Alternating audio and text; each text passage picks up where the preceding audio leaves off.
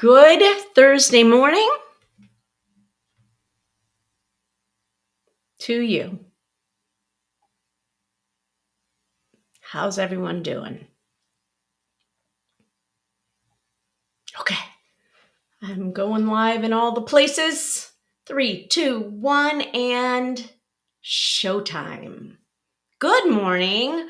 I have been recording a little bit of a series on just kind of behind the scenes, who I am, a little bit about my story, a little bit how I got started, a little bit about the adoption industry, a little bit about all the things. And that's been fun.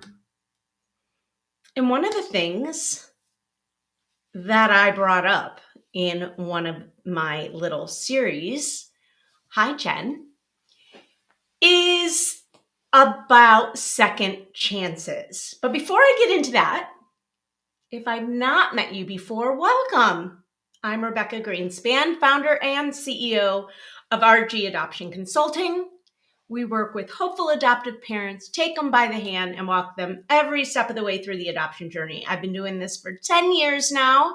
And every Thursday morning, for the most part, I come on and just talk about what's come up in the world of adoption, mostly about questions that have come up from our clients, things we've read in online communities and online. So let's get to it. So second chances. So I've been recording this little series that will probably drop, I don't know, next week or something. And talked a little bit about second chances. So has anybody seen this whole, oh shoot, I put all this in the wrong place. Hold on 1 minute, please. Well. Has anybody seen this thing about Kite Baby on Instagram? Anyone? Tell me if you have. So Kite Baby is a baby clothing store. I think they're bamboo. And there was this whole thing on Instagram about how, and probably the news, I don't know, somebody in our community shared it, about how they fired one of their workers. Thanks, Jen. I'm curious, Jen, what your thoughts are about it. So I think you know where I'm getting to since I started about second chances. But so they're a company that makes baby clothing, I think bamboo. And long story short, they ended up firing one of their workers who adopted a baby, and the baby needed to stay in NICU for a long time. So the employee asked if she could work remotely. They said no, and they fired her. And she got a lot of, it blew up. She got a lot of negative comments. And then she read a statement about how, this is the owner, about how wrong she was and about how they need to look at their policies. And she even got more, negativity. And then she came on again and just spoke from her heart. Long story short, she learned a very hard lesson. I can relate. I've done stupid shit in my past and have made stupid mistakes that I've had to pay for. She offered the woman her job back. I don't know if she took it or not. I don't know, Jen, do you know if she took it or not? And she said she was going to be changing her policies. So I also agree, horrific. And the question I have now is, in a way, a good thing came out of a bad situation, right? Hopefully she has learned her lesson, and hopefully a good thing will come out of a bad situation. And so now I think to myself, is this somebody to now support or try to continue to educate about adoption? Because now hopefully she's made a wrong right. So, Kite Baby, if you're listening and you want some education and you want a partner, reach out to me. I always just, think second chances are in order. However, I think the mistake that was made was awful. So I'm curious, Jen, what you think, if you agree with that or not. Okay. So I just wanted to start with that because that's something that came up. Another thing is I joined a conversation that my friend Catherine Russell gave. She runs a nonprofit called Solace. Shout out to Solace. It's a wonderful organization that curates locally made products put into baskets or boxes for specifically for birth moms. And they send it to birth moms. So it's a wonderful gift you can get for birth moms. Anyways, she is a wealth of knowledge, Catherine Russell. Go check her out. And she spoke about birth certificates and naming. She has a whole course around the power dynamic between birth moms and adoptive moms. And the conversation that was hosted through Pear Tree became a lot about birth certificates and naming. So I'm going to take a sip. And if you have anything to say about this particular subject matter, please chime in. One thing I got from it was when you are matched, to ask your agency if the birth mom, I think that there is a way, and I don't remember exactly what was said, but the gist was, I think that there's a way for the birth mom to obtain a copy of the original birth certificate. And let me start from the end and then scroll it back. So technically what happens after an adoption, nobody gets that birth certificate. Initially, the baby is named, sometimes the adoptive parent's name. No, let me back out. The baby is named, the certificate is filed in the state's filing cabinet, and then months later, or maybe a month later, you get a birth certificate in the mail that says you are the parent. You gave birth to this baby, essentially, but you didn't, with the name that was chosen, whether it be the name that the birth mom chose to give or whether she gave that honor to you to put on the birth certificate. Essentially erasing the fact that this birth mom ever existed and that as if she didn't give birth to this child. And we all know she did. So there may be a way for her to obtain that original birth certificate with her name on it. So I would encourage you, ask your agency, is that something that she can have if she wants? And hopefully she does. And is there any paperwork that needs to be signed ahead of time for her to be able to obtain that? Most likely you won't as the adoptive parent. There may be an opportunity for you to do that. I don't know. The other question then is the agency able to obtain that, and can they give you a copy of that? I don't know if that's possible or not, but these are questions that you may want to have with your agency upon a match as it's getting closer to the birth, because that will be important for your child later in life, because your child may or may not be able to get their hands on that original birth certificate. And then naming too, right? So a lot of times,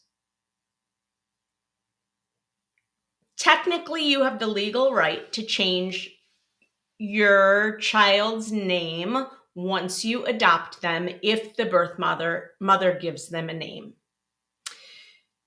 Can you imagine finding out later in life that your original name was actually something else altogether that you never knew? I don't know. That would be hard, I think. And I guess my whole point is work together with the birth mom.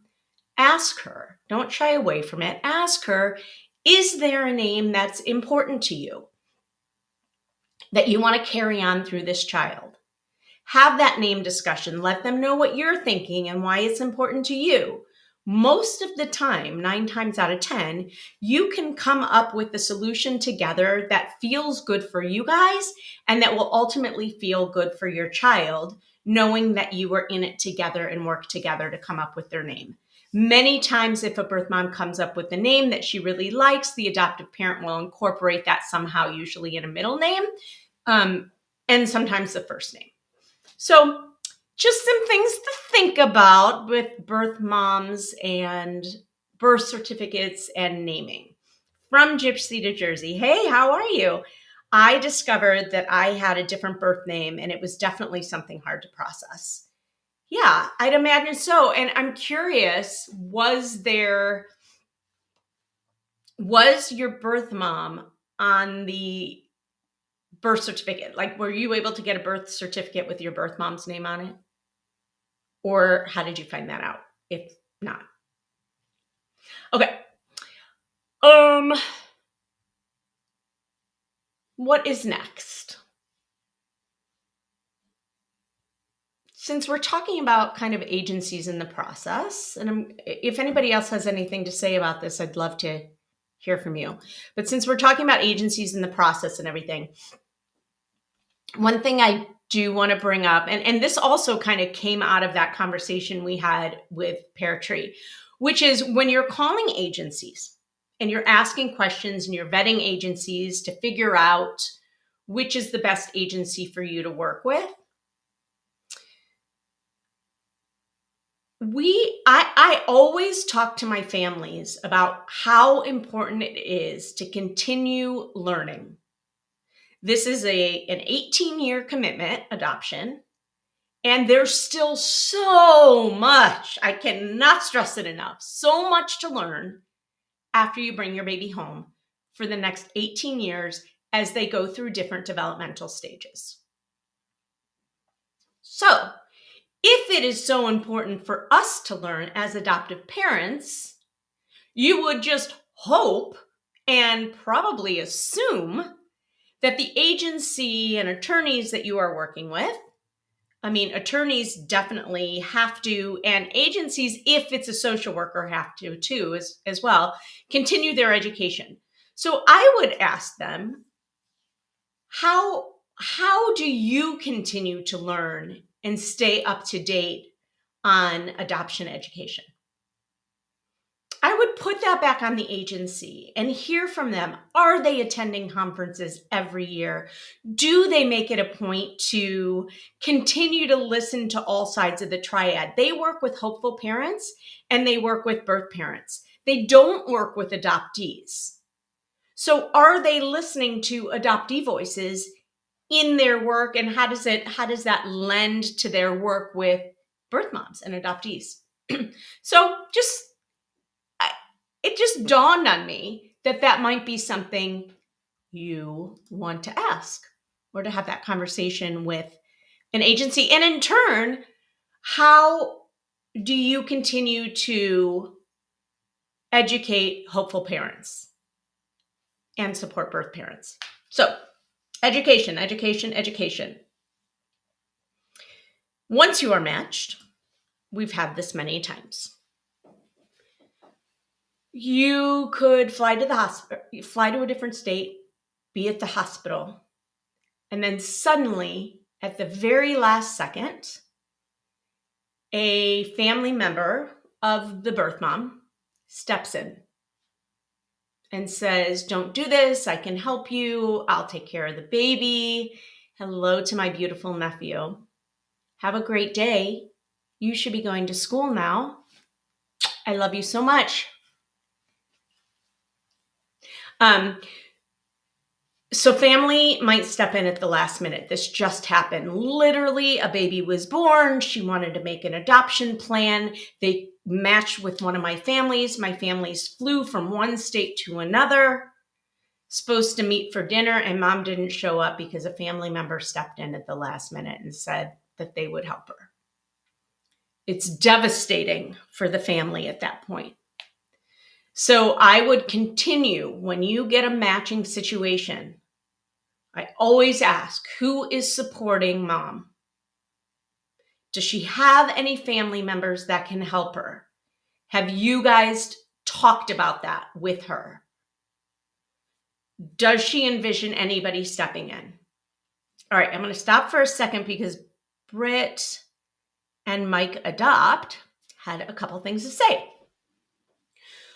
We've been through an agency out of Raleigh, and I feel like they aren't doing enough as far as helping us. They send out a monthly newsletter the first of the month with information, but only when we ask them. It's like we are annoying them. Oh, but only when we ask them questions. It's like we're annoying them. We're getting frustrated because there are couples that haven't been active as long as us, and they were chosen. Okay. Couple of things to say about that. Number one, if you haven't started your journey, this is one of the reasons I think is so valuable in working with a consultant.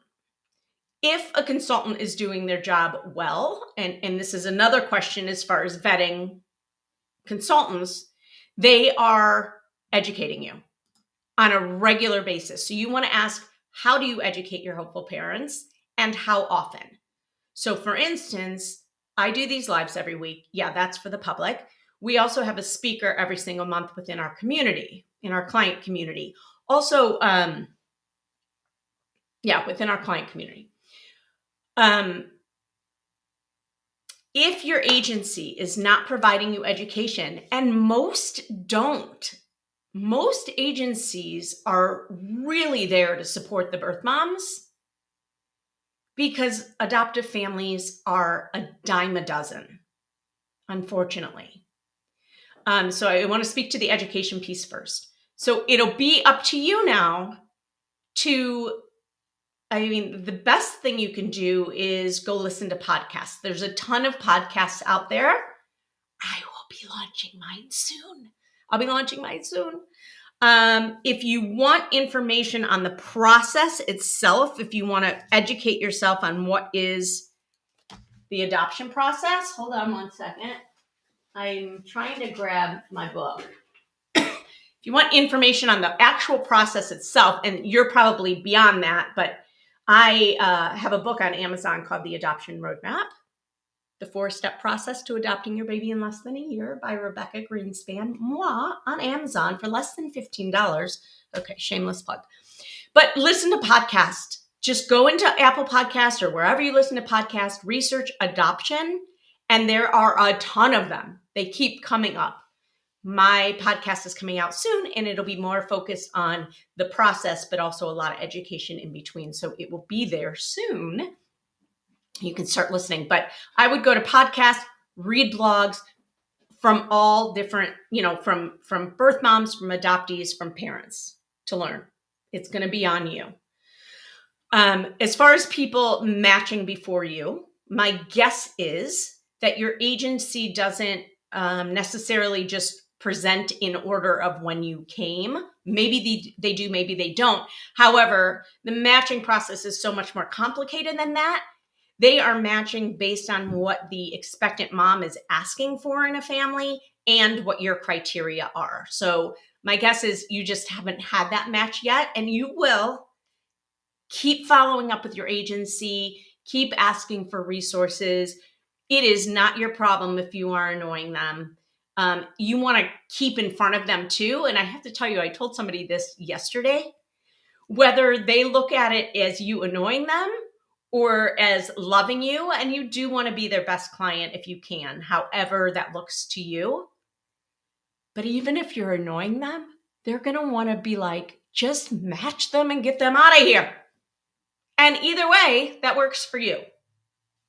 So I hope that helped a little bit. Beverly commented, I wish we had been able to talk to the birth mom to have that discussion. What a gift for the child. Yeah, as far as naming, I assume is what you're talking about. Absolutely. It is such a gift. Think about that. To be able to tell your child, your mom, your first mom and I, and us, discussed this and we came up with this together because we both love you so much. Like, what a beautiful message to send. Did that help you a little bit, Britt and Mike Adopt? I hope so. Okay, if you are on YouTube or Facebook, you'll see scrolling across the screen, rgadoptionconsulting.com/quiz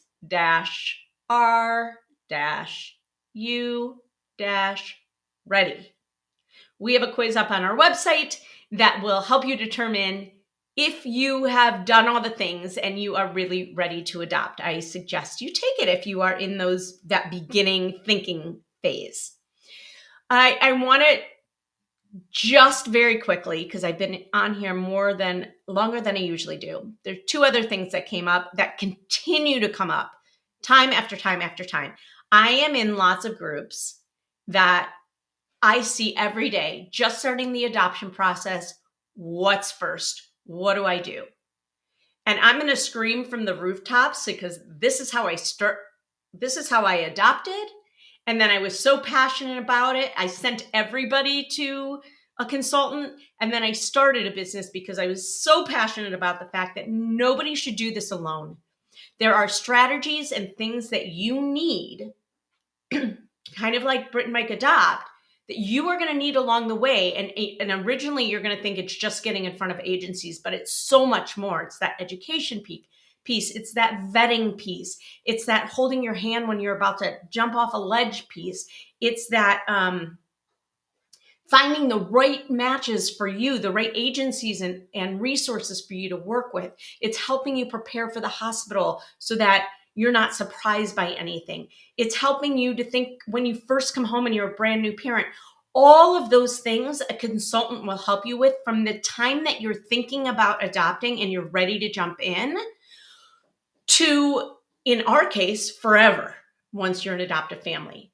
So my thought is, what I would suggest and scream from the rooftops is the very first thing you should do is find a consultant to work with. That's what I think. And that's what I would advise anyone, because there's a lot of people out there that don't even know they can sign up with multiple agencies across the country without it costing you an arm and a leg. I just talked to somebody last night because it was killing me. She spent $22,000 up front with an agency and 3 years later has never seen a situation. Their contract is ready to expire. And then she put $7,000 down with another agency for a year and a half, has seen two. That kills me.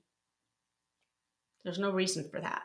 So there are ways and there are strategies that you can take and go forward in your adoption journey in the right way.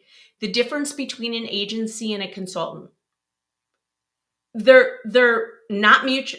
They're mutually exclusive, not mutually exclusive. You need both.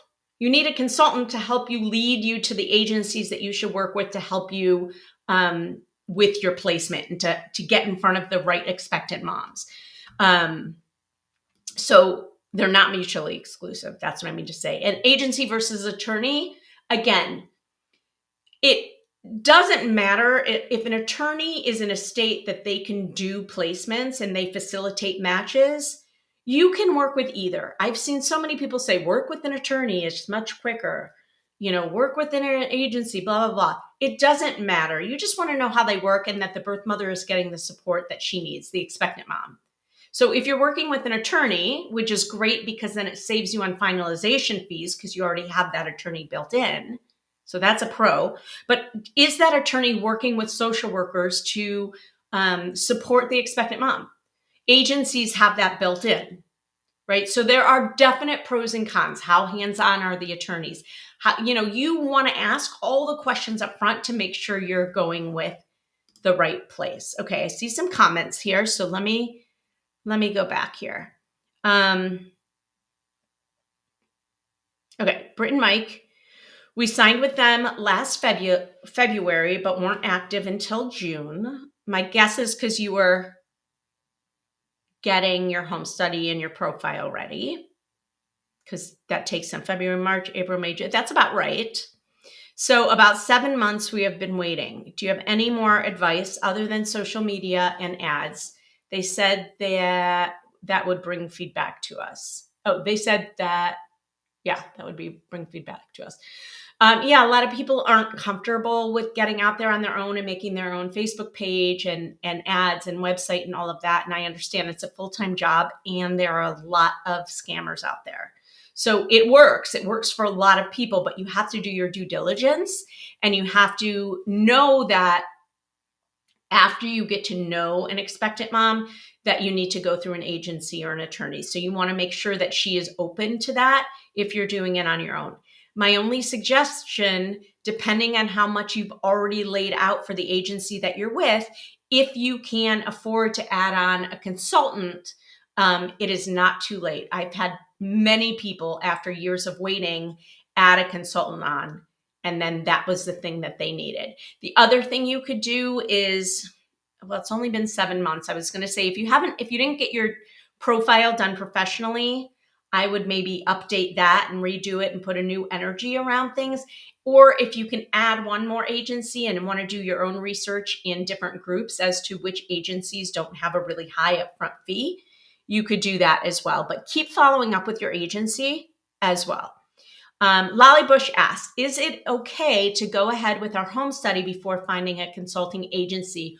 Great question, Lolly. I hope you're still on. No. Let me tell you why I say no after I take a sip of coffee in my Oy Vey mug. Yum, it's caramel coffee. I would not, everybody out there says the first step is go get your home study. No, you need to know what your roadmap is going to be before you get your home study. And let me tell you why. A home study in most states is only good for a year. A home study in most states is only good for a year. There are some states where it's good for 2 years. If you don't end up adopting from that state, from your home state, and you adopt from a state that it's only good for 1 year, you need it updated every year. It has to be good according to the laws of the state that you're adopting from. So if you go get your home study right now, and then you start researching and making phone calls and getting on people's schedules, and then you finally decide who you want to work with, now you've wasted 1 to 2 months doing that research, and then you sign up, and then you have to design and put together your profile, which takes another 2 months. By the time you're ready to sign up with agencies, you're going to have to pay another $600 to update your home study. I don't want you to have to do that. So here's the thing. It's a whole song and dance. Like, it's a whole timing thing. So for instance, the way we work is we have you get educated so that you know what the adoption roadmap is going to look like. We walk you through every single step of the process, just like I do in this book. Basically, this whole book is reviewed with you. Not from the book. I have recordings of every step too, so that you know what to expect going in. Then you get together with your consultant, you get assigned a consultant, you get together, you get on the phone, you get on a Zoom thing, a Google Meet, and you ask any questions you have. So now you're kind of prepared. You know how to best prepare yourself in a home study, how to find the right home study agency, which we're going to give you anyways. Then you're going to start your home study. You're going to get a stack of paperwork like this big. Okay, maybe not. Maybe it's this big, but it feels like this big. Once you turn in that paperwork, then we're going to start you with the profile process. So that by the time your home study is done, your profile's done, and now you're ready to go. You're ready to sign up with agencies without having wasted even 2 weeks with your home study. So now you have an entire year ahead of you to match without having to throw even more money in to update your home study. I'm not saying that many of our clients don't have to update their home study. They do. But many of them come to us after they're already home study ready, so they've wasted a lot of time. And on the one hand, it's great because we can hit the ground running and go, but it also halts you because you really can't present to an expectant mom without your profile. And you can't sign up with agencies without your profile because they won't take you. So I hope, Lolly Bush, does that make sense to you? I want to know if that was clear enough. Britt and Mike, We're rethinking going with an agency, but we have already dropped $18,000 through them and don't know what to do. Is going through a consultant better? You've already dropped $18,000. That kills me. Um, yeah. And I don't blame you. And the agency you're with is probably wonderful. And hopefully they do a lot of, thank you. Okay, good. I'm glad it made sense. Hopefully they do a lot of placements, and hopefully you know what that number is, and hopefully you know how many families are on the list to kind of give you the sense of how long this might take for you. Also, the more open you are, the quicker it's going to go, just period, the end, right? So your criteria, how open are you? How great is your profile? Did you get it designed? Did you do it yourself? Do you have fantastic pictures on every page? All of this goes into it. It is up to you.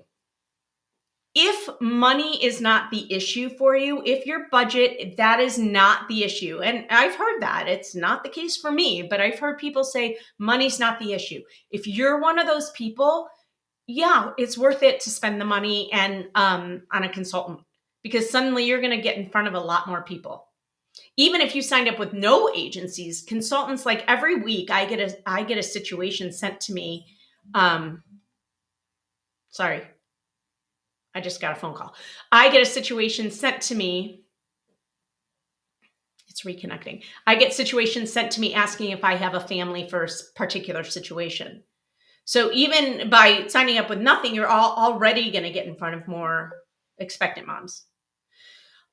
Or you could maybe just find out in one of the groups what is a low upfront fee agency that maybe you can add on. You could post your profile on profile sites. There are some good ones. Parent Finder, Adopt Match, those two come to mind. I know there's others. I don't know how many matches are actually done from those sites. I have no idea. Yeah, that's a hard one. That's really hard. So those are some of my ideas, but be in front of that agency on a consistent basis every 4 to 5 weeks. Call them, text them, email them, change it up. Make sure they know who you are and that you're in their mind when that next expectant mother walks through the door looking for you, because she will. Don't lose hope. Hope is that light inside of you that guides the way for you. Keep that light shining. Keep that hope alive, and it will happen. I'm signing off for today. I'll see you guys next week. Feel free to slip into my DMs, ask as many questions as you want, or sign up for a call with me. Private message me and I'll send you the link. Have a wonderful weekend, guys. Bye. You're welcome.